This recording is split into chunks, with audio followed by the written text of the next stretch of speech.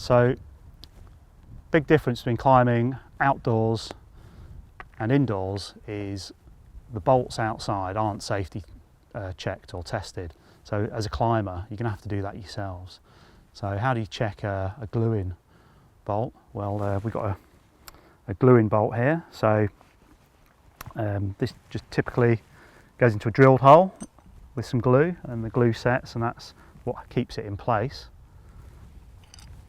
How do we check that one's safe to use? The first thing you want to do is look at the position. Where's the bolt in the rock? So if we look at this one here, it's in good solid rock, no cracks, no edges, so that's a good position. If our bolt was placed here,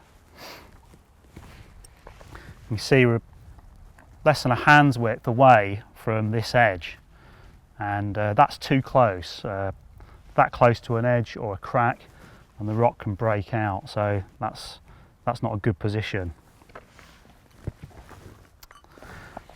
The next thing you want to look for is movement. You know, how well fixed is the bolt in the rock. So if we look at this one here,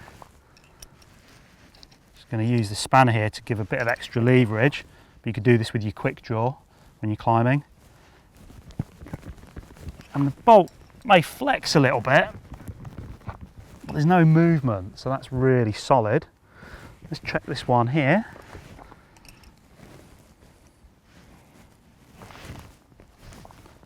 Ah, well, did you see that? That moved quite a bit. Let's just see if... Let's try that again. See, the bolt's moved there. That's not flexing, it's actually moving. So that's potentially quite a dangerous bolt. So you don't want to trust that one. The other thing you want to look for is wear. Sometimes people will lower off bolts if they can't reach the top.